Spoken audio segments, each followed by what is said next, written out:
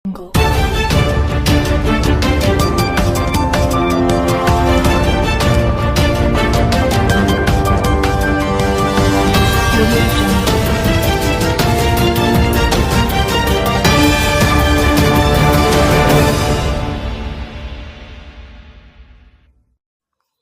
News ಚಾನೆಲ್ಗೆ ಸ್ವಾಗತ. ನಾನು ಪೂರ್ಣಿಮಾ ಗಾಯಕ್ವಾಡ್.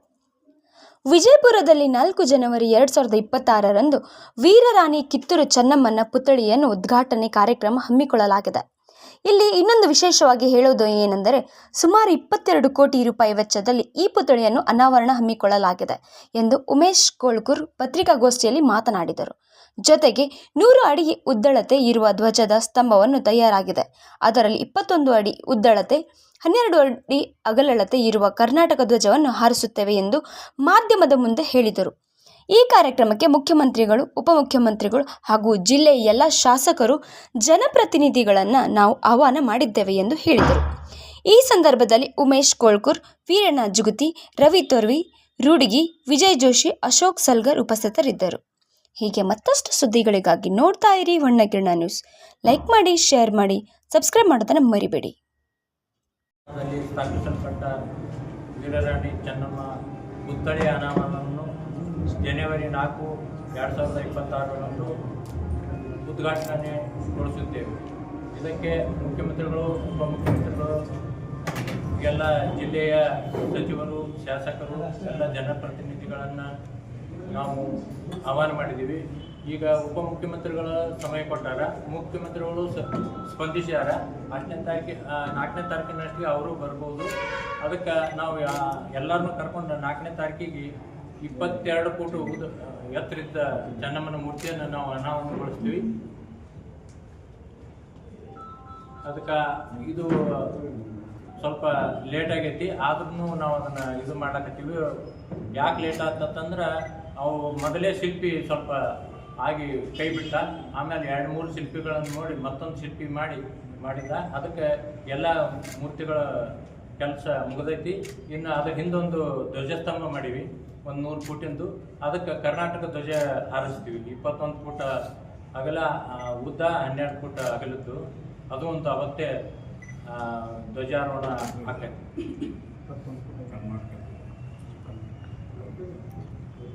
ಒಟ್ಟು ಎಷ್ಟು ಖರ್ಚಾಗುತ್ತೆ ಸರ್? ಈಗ ಸುಮಾರು 2 ಕೋಟಿ ರೂಪಾಯಿ ಖರ್ಚಾಗುತ್ತೆ. ಅಂದರೆ ಇದಕ್ಕೆ ಧ್ವಜಸ್ತಂಭನೂ ಸೇರಿ 2 ಕೋಟಿ. 2 ಮೂರ್ತಿ ಬಗ್ಗೆ ಒಂದು ಸ್ವಲ್ಪ ಹೇಳಿ, ಡೀಟೇಲ್ಸ್ ಹೇಳಿ ಸರ್. ಎಷ್ಟು ದೊಡ್ಡದು, ಏನು? 22 ಫೂಟ್ ಎತ್ತರ ಸರ್. ಅದನ್ನು ಬೆಳಗಾವದಾಗ ಮಾಡಿದ್ದೀವಿ. 22 ಫೂಟ್ ಎತ್ತರ ಸರ್. ಆಮೇಲೆ 10 ಫೂಟ್ ಪೆಡಸ್ಟಲ್ ಐತ್ರಿ, ಕೆಳಗಡೆ ಇದ್ದದ್ದು ಕಟ್ಟಿದ್ದು. ಒಟ್ಟು ಟೋಟಲ್ ನೆಲದಿಂದ 32 ಫೂಟ್. ಅದು ಪಂಚಲೋಹ. ಅದು ಎಂಟ್ರೆನ್ಸ್ ಗೊತ್ತಾಗೋದಲ್ಲ, ಹ್ಯಾಂಗೆ ಹೋಗ್ಬೇಕು, ದಾರಿನೇ ಇಲ್ಲ ಅಂತ. ಎದಕ್ಕೆ ಸರ್? ಮೂರ್ತಿ ಅಲ್ಲಿ ಬಸ್ ಸ್ಟ್ಯಾಂಡ್ಗೆ ಹೋಗೋದು ರೋಡ್ ಐತೆ ಅಲ್ಲೇ. ಅದರ ಮೇನ್ ಗೇಟ್ ಏನಿಲ್ಲ. ಇಲ್ಲ, ಅದರಿಂದ ಇದು ಗ್ರಿಲ್ ಮಾಡ್ಯಾವ್ರಿ, ಅದು ಸಣ್ಣ ಗೇಟ್ ಮಾಡ್ಯಾವ್ರಿ. ಬಸ್ ಸ್ಟ್ಯಾಂಡ್ ಮುಂದ್ಗಡೆ ಐತಲ್ರಿ, ಫ್ರಂಟ್ ರೋಡ್ ತಿಂದ್ರಿ. ಅದೇನು ಪ್ರತಿಮೆ ಯಾವ್ದು ಲೋಹದ್ದು? ಪಂಚಲೋಹ ಮಾಡಿದವ್ರು ಯಾರು ಸರ್? ಅವು ಬೆಳಗಾವದ ಕಿಲ್ಲೇಕರ್ ಅಂತ ಹೇಳಿ. ಏನು ಸರ್, ಈಗ ಇಷ್ಟು ಡಿಲೇ ಆಗಕತ್ತದೆ. ಸಾಕಷ್ಟು ಅಪಸ್ವರ ಕೇಳಿ ಬರತ್ತವೆ, ಮಾಡ್ತಾ ಇಲ್ಲ. ಮೂರ್ತಿ ಅನಾವರಣ ಆಗ್ತಾ ಇಲ್ಲ. ಕೇಂದ್ರ ಬಸ್ ನಿಲ್ದಾಣದ ಇದು ಎದುರಿರುತ್ತೆ. ಮತ್ತೆ ಅದು ಒಂಥರ ಇಷ್ಟು ಸುದೀರ್ಘವಾಗಿ ಅದನ್ನು ಪ್ಯಾಕ್ ಮಾಡಿಟ್ರೆ ನೋಡೋರಿಗೆ 2-3 ಚೆನ್ನಮ್ಮ ಇಲ್ಲ. ಇನ್ನೂ ಒಂದು ಸ್ವಲ್ಪ ಕೆಲಸ ಇದ್ದು ರೀ. ಯಾಕಂದ್ರೆ ಲಿಫ್ಟ್ ಇತ್ತು, ಲಿಫ್ಟದ್ದು ಎಲ್ಲಾನು ನಾವು ಫೈನಲ್ ಮಾಡಿದ್ವಿ. ಅದು ಮೂರ್ತಿ ಹಾಕ್ಲಾಕ ಅದ್ರ ಡಿಸ್ಟೆನ್ಸ್ ಬರ್ತೀವಿ. ಅದನ್ನ ಮಾಡ್ಲಿಕ್ಕೆ ಅದು ಸ್ವಲ್ಪ ಟೈಮ್ ಭಾಳ ತೊಗೊಂಡ್ರಿ ನಾವು ಮೂರ್ತಿದು.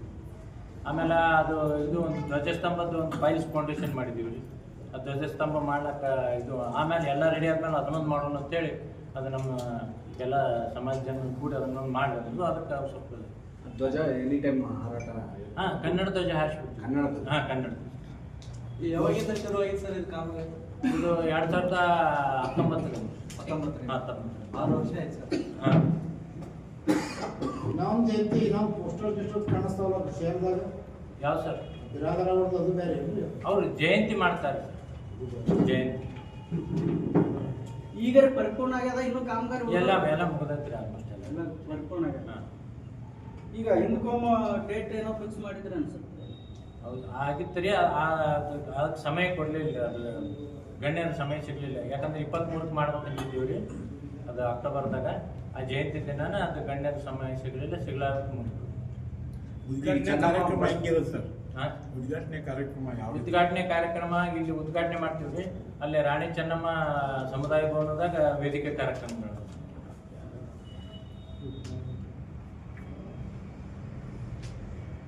ಸರಿ, ಕಿತ್ತೂರು ಈಗ DGM ಅವರು CM ಅವರು DCM ಅವರು ಟೈಮ್ ಕೊಟ್ಟಾರೆ. CM ಅವ್ರದ್ದು ಕೇಳಿ ಅವರು ಸ್ಪಂದನೆ ಮಾಡ್ತಾರೆ. ಜಿಲ್ಲೆಯ ಎಲ್ಲ ಮಂತ್ರಿಗಳು ರೀ, ಆಮೇಲೆ ಶಾಸಕರು, ಜನಪ್ರತಿನಿಧಿ. ಸಮಯ ಬೆಳಗ್ಗೆ ಅವ್ರ ಸಮಯ ನೋಡ್ಕೊಂಡು ನಾವು ಬೆಳಗ್ಗೆ 10:30 ಅನ್ಕೊಂಡಿವಿ. ಅವ್ರು ಬರೋದು ಬೆಂಗಳೂರಿಗೆ ಬರೋದು ಸ್ವಲ್ಪ ಹೆಚ್ಚು ಕಡಿಮೆ ಆಗ್ತದೆ. ಅವತ್ತು 4ನೇ ತಾರೀಕಿಗೆ ಅಂತ ಫಿಕ್ಸ್ ಮಾಡಿದ್ವಿ. ಮೂರ್ತಿ ಸ್ಥಾಪನೆಗೆ ಆ ಜಾಗ ನೀವು ಸೆಲೆಕ್ಟ್ ಮಾಡಿರೋ ಸರ್ಕಾರದವರು ಯಾವ್ದು? ಅದು ನಾವು ಆ ಸರ್ಕಲ್ದಾಗ ಕೇಳ್ತೀವಿ, ಸರ್ಕಲ್ದಾಗ ಆಗೋದಿಲ್ಲ ಅಂದ್ರು ಇದ್ರ ಸಂಬಂಧ. ಅದಕ್ಕೆ ನಾವು KSRTC ಅವ್ರು ರಿಕ್ವೆಸ್ಟ್ ಮಾಡಿದಾಗ ಅದು ಅಲ್ಲಿ ಕೊಟ್ಟರು. ಅದು KSRTC ಅಲ್ಲಿ ಸರ್ಕಲ್ ಅಂತಂದಾಯ್ತು, ಚೆನ್ನಮ್ಮ ರೋಡ್ ಅಂತಾಯ್ತು, ಏನು ಮಾಡೋದು? ಯಾವ್ದು? ಈಗ ನಮ್ಮ ಸರ್ಕಲ್ ಅಂತ ಐತ್ರಿ, ಬಸ್ ಸ್ಟ್ಯಾಂಡ್ ಇದ್ರಿಗೆ ಅಲ್ಲಿ ಮೂರ್ತಿ ಸ್ಥಾಪನೆ ಆಗೋದಿಲ್ಲ ರೀ, ಯಾಕಂದ್ರೆ ಅಲ್ಲಿ ಜಾಗ ಇಲ್ಲ. ಅದಕ್ಕಂತೇಳಿ ಅಲ್ಲಿ ಮೊದಲು ಅವರು ಸಹಾಯ ಸಹಕಾರ ಕೊಟ್ಟರು, ಅಲ್ಲಿ KSRTC ಅವ್ರು ಕೊಟ್ಟರು. ಅಲ್ಲ, ಈಗ ನಿಮ್ಮ ಕಾರ್ಯಕ್ರಮದ ರೂಪುರೇಷೆ ಏನೇನು ಸರ್? ಈಗ ಅಲ್ಲಿ ಚೆನ್ನಮ್ಮ ಸಮುದಾಯ ಭವನದೊಳಗೆ ಸಭೆ, ಅಲ್ಲೇ ಉದ್ಘಾಟನೆ, ಇಲ್ಲಿ ಬರೀ ಉದ್ಘಾಟನೆ ಮಾಡಿಕೊಂಡು ಅಲ್ಲಿ ಹೋಗ್ಕೊಂಡು ಅಲ್ಲೇ ವೇದಿಕೆ ಕಾರ್ಯಕ್ರಮಗಳನ್ನ ಅಲ್ಲೇ ಮಾಡೋದು. ಮತ್ತೆ ಯಾರ್ಯಾರು ಈಗ ಅಂದ್ರೆ ಕುಂಭಮೇಳ ಹಿಂಗೆ ಏನೇನ್ರೆ ಅದು ಕುಂಭಮೇಳ ನಡೆದತ್ರಿ. ಇಲ್ಲಿದ್ದು ಸಿದ್ದೇಶ್ವರ ಗುಡದಿಂದ ಆ ಕಡೆ ಹೋಗ್ಬೇಕು, ಸಿದ್ದೇಶ್ವರ ಈ ಕಡೆ ಬರ್ಬೇಕು ಅನ್ನೋದು ಇನ್ನ ಡಿಸೈಡ್ ಮಾಡಿದ್ವಿ. ಕುಂಭಮೇಳ ಇರುತ್ತೆ. ಇರ್ತದೆ. ಬಟ್ ಚೆನ್ನಮ್ಮ ಸರ್ಕಲ್ ಅಂತ ಚೆನ್ನಮ್ಮ ಮಾರ್ಕೆಟ್ ಇದೆ, ಏನಾದ್ರು ಗೊತ್ತಿದೆ ನಿಮಗೆ? ಐತೆ ಮಾರ್ಕೆಟ್. ಏನಾದ್ರು ನಾವು ಇದೇನ ಹೆಸರಾದ್ರೂ ಇದೆ ಅಲ್ಲ ಸರ್? ಎಲ್ಲಾದ್ರು ಇದು ಎಲ್ಲ ಅಂಗಡಿ ಕೆಳಗಡೆ ಬರ್ತಿರ್ತಾರೆ. KC ಮಾರ್ಕೆಟ್ ಅಂತ ಅದು ಮುಂದ್ಗಡೆ ಎಲ್ಲಿ ಎಲ್ಲಿ ಅದು ಬೋರ್ಡ್ ಅದು ಎಲ್ಲಿ ಇಲ್ಲ ಎಲ್ಲಿ ಸರ್? ಅದಕ್ಕೆ ಎಲ್ಲಕ್ಕೂ ಈಗ ಎಲ್ಲಕ್ಕೂ ಹಂಗ ಇರ್ತಾವಲ್ರಿ. ಅವ್ರು ಸರ್ಕಲ್ ಮಾರ್ಕೆಟ್ ಡೀಟೇಲ್ಸ್ ಅದು ಕನ್ಸ್ಟ್ರಕ್ಟೆಡ್ ಯೂನಿಟಿ ಮಾಡಿದ್ದೈತಿ. ಮೊದಲು ಇದ್ದಿದ್ದಿಲ್ಲ, ಈಗ ಹೊಸದಾಗಿ ಕಟ್ಟಿದ್ದೈತಿ. ಅದು ಅವಾಗಿನಿಂದ ಐತಿ. ಅದಕ್ಕೆ ನಮಗೂ ಗೊತ್ತಿಲ್ಲ ಅದು ಯಾವಾಗಿನಿಂದ ಐತಿ. ಹಂಗೈತೆ. ನಿಮ್ಮ ಕಡೆ ಮಾಡಿಸ್ಕೊಡ್ತೀವಿ, ಅದೇನು ಅವಕಾಶ ನಾವು ಕಾರ್ಪೊರೇಷನ್ ಅವಕಾಶ ಕೊಟ್ಟು ಮಾಡಿಸ್ಕೊಡ್ತೀವಿ.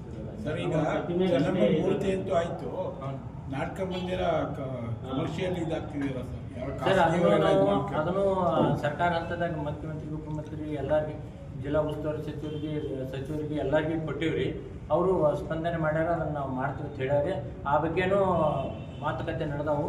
ಆಮೇಲೆ ಕಾರ್ಪೊರೇಷನ್ ಇದು ಮಾಡಿದ್ದೀವಿ, ನಮ್ಮ ಸಂಸ್ಥೆಗೆ ಹ್ಯಾಂಡ್ ಓವರ್ ಮಾಡಿ ನಾವು ಮಾಡ್ತೀವಿ. ಅವರು ಇದಕ್ಕೆ ಹ್ಯಾಂಡ್ ಓವರ್ ಮಾಡ್ಯಾರ, ಕನ್ನಡ ಮತ್ತು ಸಂಸ್ಕೃತಿ ಇಲಾಖೆಗೆ ಕೊಟ್ಟಾರೆ. ಅದಕ್ಕಿಂತ ಸರ್ಕಾರದ ಸ್ವಲ್ಪ ಅನುದಾನ ಐತ್ರಿ ಅದು.